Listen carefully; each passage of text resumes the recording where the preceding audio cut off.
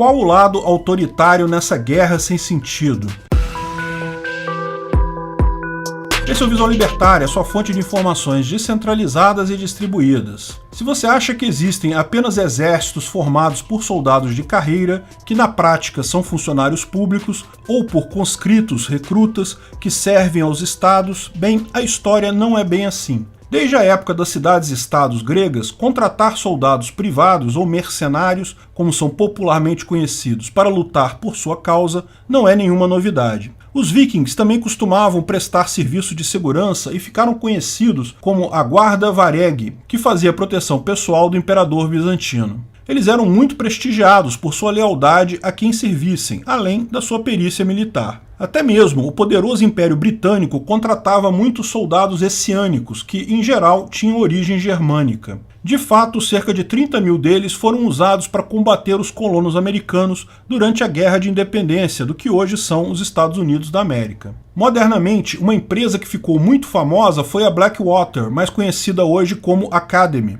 Tal empresa de segurança privada foi muito usada pelo governo dos Estados Unidos em seus vários conflitos no Oriente Médio, especialmente no Iraque, chegando a empregar até 100 mil seguranças privados. Você deve estar se perguntando, ora, se um país já tem forças armadas, por que contratar uma empresa para fazer o mesmo serviço? E os motivos aqui são vários. Muitas vezes sai mais barato e é mais simples contratar uma empresa de segurança do que manter uma ocupação militar, pois a empresa é responsável por toda a logística e suprimentos dos seus mercenários. Porque também a opinião pública se importa muito mais com a vida de soldados regulares do que com a de mercenários, entre outras questões. Por volta de 2014, começou a surgir um novo exército privado, dessa vez da mãe Rússia. Trata-se do Wagner Group, com suas primeiras operações na Guerra Civil Síria, atuando para garantir a continuidade do regime do ditador Bashar al-Assad e também na Ucrânia, mais especificamente na Crimeia e em Donbás. O nome do grupo é uma homenagem ao famoso compositor Wagner, que era o músico favorito do Führer,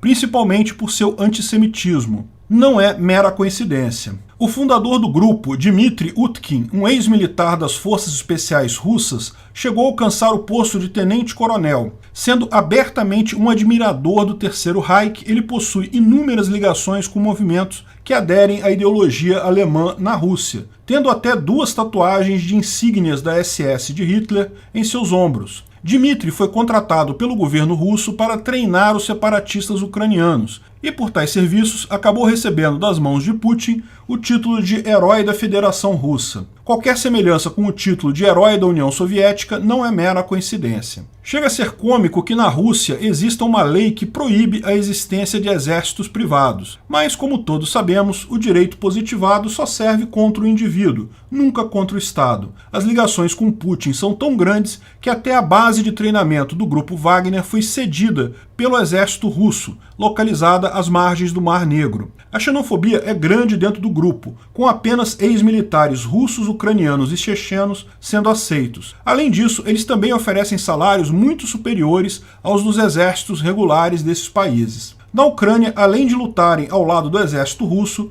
o grupo Wagner faz também serviços de sabotagem, fechamento de ruas, ataque a depósitos de munição e, mais recentemente, tentaram assassinar o presidente Volodymyr Zelensky e o prefeito de Kiev, Vitaly Klitschko. O grupo ainda presta serviço para mais de uma dezena de países africanos, além de recentemente ter sido descoberto que também está na Venezuela, para a proteção do regime de Nicolás Maduro, em especial da segurança pessoal do próprio ditador venezuelano. Na Síria, chegaram até mesmo a ajudar na captura de refinarias e poços de petróleo que estavam na mão do Estado Islâmico ou de rebeldes contrários ao regime de Assad, pois o mesmo ditador decretou que quem tomasse tais refinarias poderia ficar com elas e explorar comercialmente. Também receberam tanques T-72 e canhões de artilharia, um armamento pesado que nunca se viu nas mãos de mercenários ocidentais. Falando no ditador sírio, recentemente cerca de 16 mil voluntários sírios e de outros países do Oriente Médio se prontificaram a ir ajudar a Rússia em sua agressão contra a Ucrânia,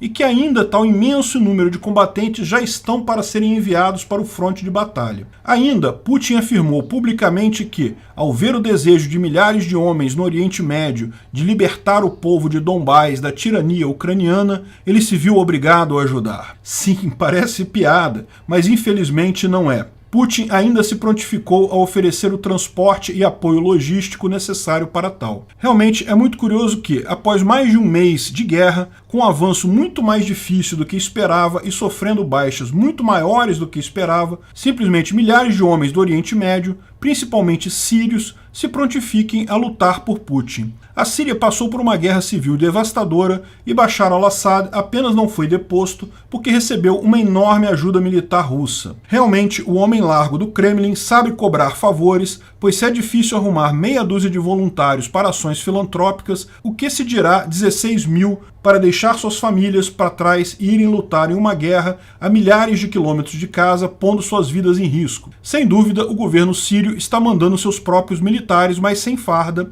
para ajudar na invasão contra a Ucrânia. Essa guerra está deixando bem claro duas coisas. Uma é que a Rússia não é essa potência militar que sempre ouvimos falar, mas principalmente que aqueles que se dizem antifascistas ou antinazistas são aqueles que mais se comportam como tal. No caso da Ucrânia, a alegação é mais patética ainda, porque o presidente Volodymyr Zelensky é judeu. Parece um contrassenso enorme que os russos considerem aderir a essa ideologia, já que eles foram o povo que mais sofreu com a invasão da Alemanha. Pelo menos 20 milhões morreram em decorrência da guerra e ainda, por serem eslavos, eram considerados como uma sub-raça pelos alemães, logo também sendo exterminados, tal como foi feito com os judeus. Contudo, se analisarmos algumas características básicas da ideologia alemã, que são o coletivismo, o racismo, o nacionalismo, a xenofobia, o revanchismo por uma dívida histórica, até que a coisa faz bastante sentido. Para quem não sabe, os alemães na Segunda Guerra achavam que sua raça sempre fora prejudicada, roubada e subjugada pelos judeus. Não é tão difícil assim adaptar todo esse discurso para uma versão mais moderna. O nobre e o superior povo russo, que sempre lutou contra invasões externas, que teve o passado glorioso com a União Soviética e agora é vítima do imperialismo yankee e precisa atacar os ucranianos para manter a integridade da grande pátria russa. Pronto, você tem um discurso com todas as características citadas. Contudo, ao contrário da de 80 anos atrás, existe a informação descentralizada e distribuída. A grande maioria dos russos sabe muito bem que esse tipo de discurso do Putin é uma desculpa absurda para justificar uma guerra que só interessa a ele. Mas é incrível ver como essa propaganda ainda assim convenceu muitas pessoas, mesmo aqui no Brasil, de que Putin estava certo. O sucesso dessas ideias aqui no Brasil pode ser devido ao integralismo, um movimento que também possui um símbolo muito parecido com a suástica, com a letra Z, só que uma integral, que defendia esse mesmo monte de baboseiras que os demais, além de um Estado integral, e daí o nome. Como já falamos em outros vídeos do canal, Putin não tem nada de conservador, muito pelo contrário, ele é a extrema esquerda que botou agora as garras para fora. Certa vez ele disse: "Vocês sabem como eu me sinto a respeito do colapso da União Soviética. Não precisava ter acontecido, não era para ter acontecido." Além dessa declaração explícita, fica claro que Putin é do time dos que pensam que a economia fica para depois, pois a destruição econômica que ele está submetendo à Rússia é algo comparável também ao que os comunistas fizeram no país. Até mesmo o confisco de dinheiro de contas bancárias já está em andamento. Portanto, esperamos que tenha ficado bem claro quem é o real adepto de ideologias autoritárias da história, mas que, ao contrário dos originais, é de uma incompetência tão grande que mal consegue lidar com um país muitas vezes menor e com poderio bélico também muito inferior, a ponto de ir pedir para outro ditador para mandar, entre aspas, voluntários para ajudar em sua guerra completamente sem sentido.